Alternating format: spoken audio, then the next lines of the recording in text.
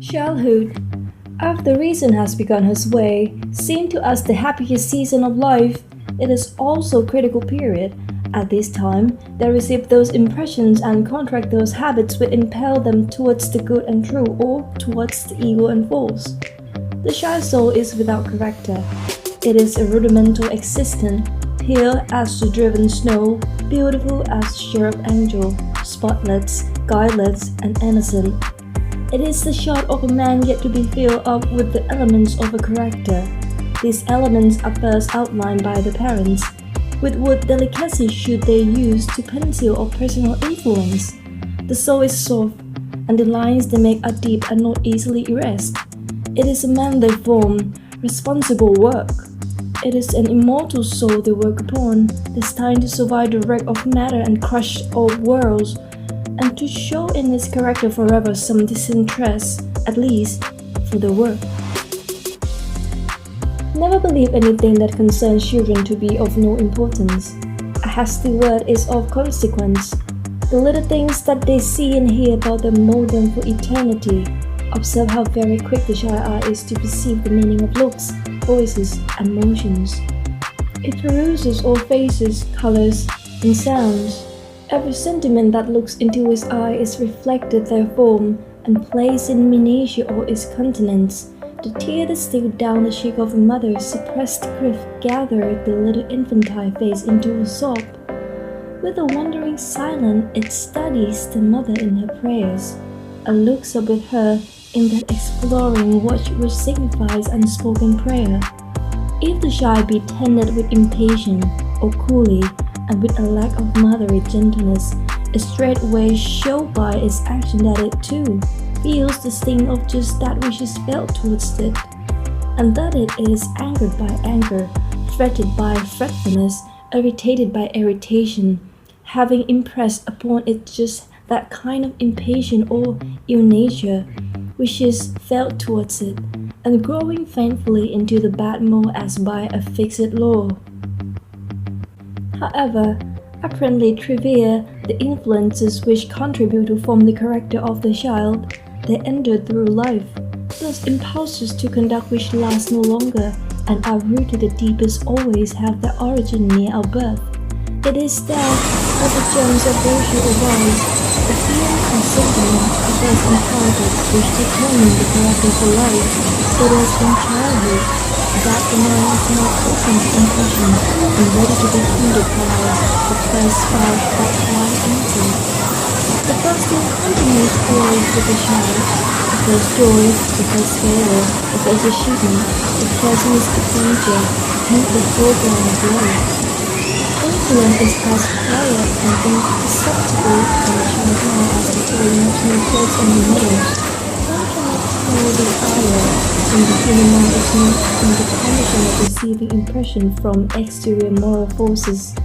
In innumerable instances, the most secret and unnoticed influences have been in operation for months, and even years, to break down the strongest barrier of the human heart, and work out its moral ruin, while yet the fondest parents and friends have been unaware of the working of such unseen agents of evil.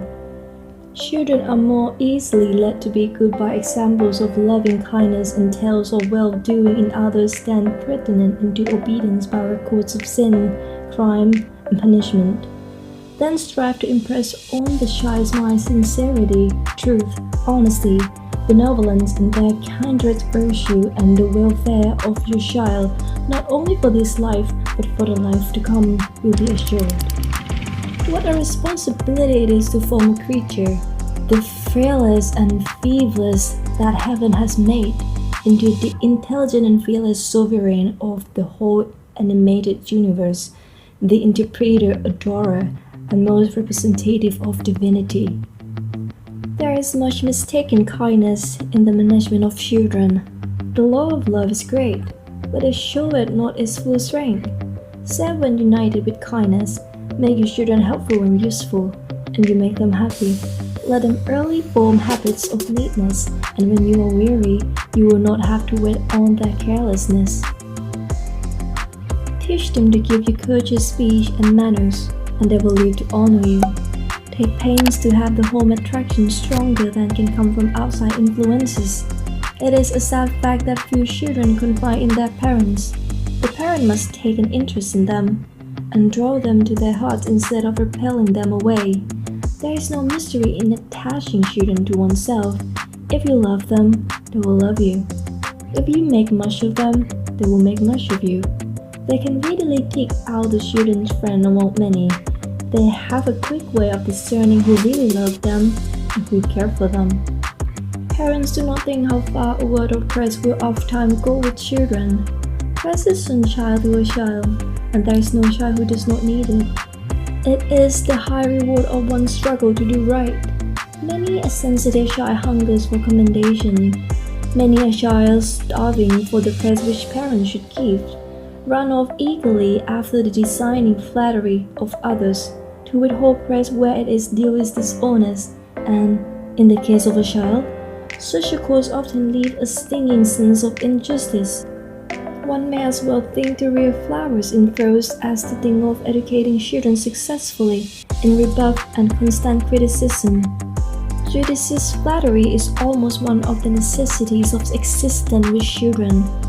Indiscriminate flattery is, of course, bad.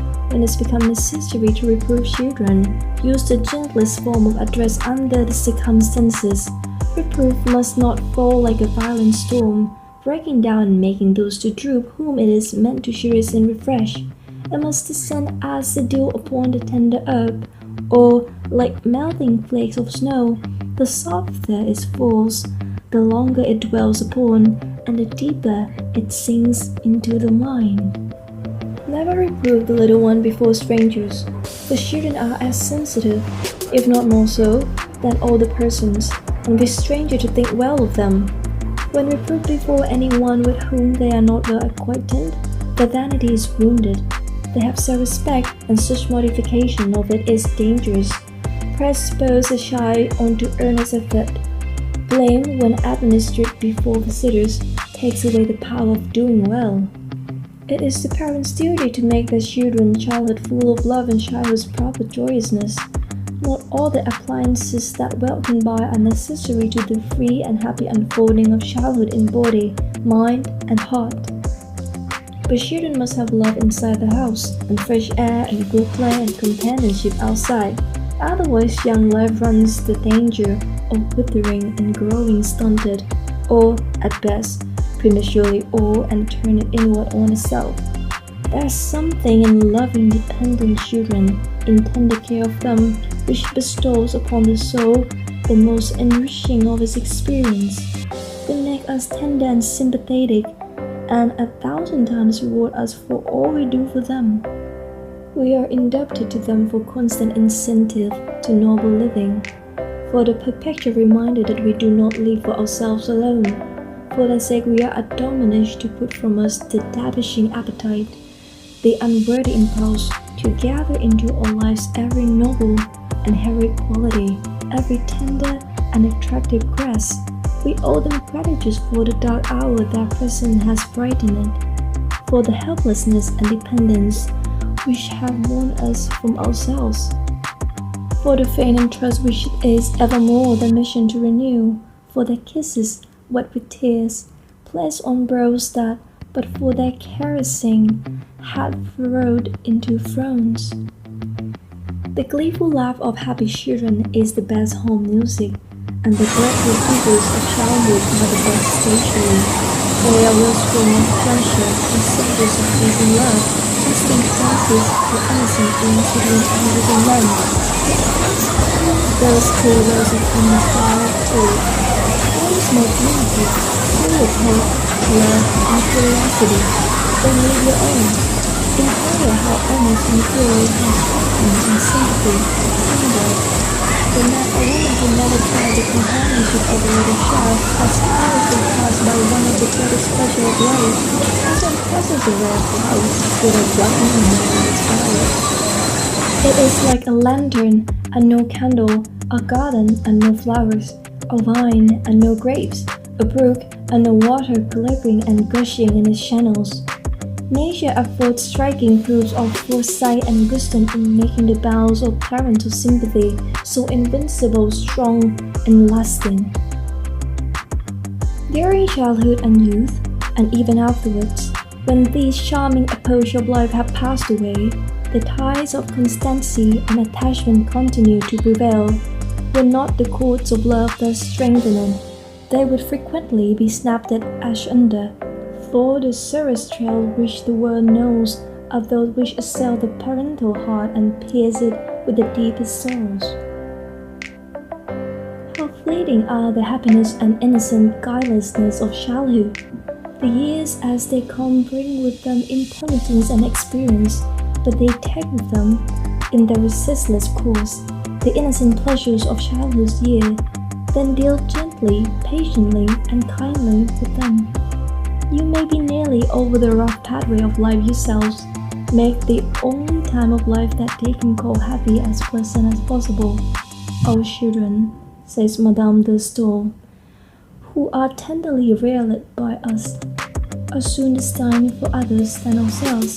They soon strive rapidly forward in the career of life, while we fall slowly back. Then soon begin to regard their parents in the light of memory, and to look upon others in the light of hope. They will not trouble you long. Children grow up. Nothing on earth grows so fast as children. It was but yesterday and that lad was playing with tops. A buoyant boy, he is a man now.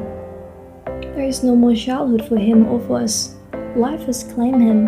When the beginning is made, it is like a revealing stocking, stitch by stitch give way till all are gone.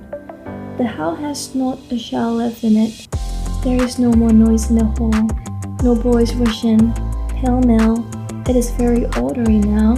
There are no more skates or slates, bats, balls, or strings left scattered about. There are no more gleeful laugh of happy girls. There is no longer any task before you lie down. But the mother's heart is heavy, and the father's heart is lonely.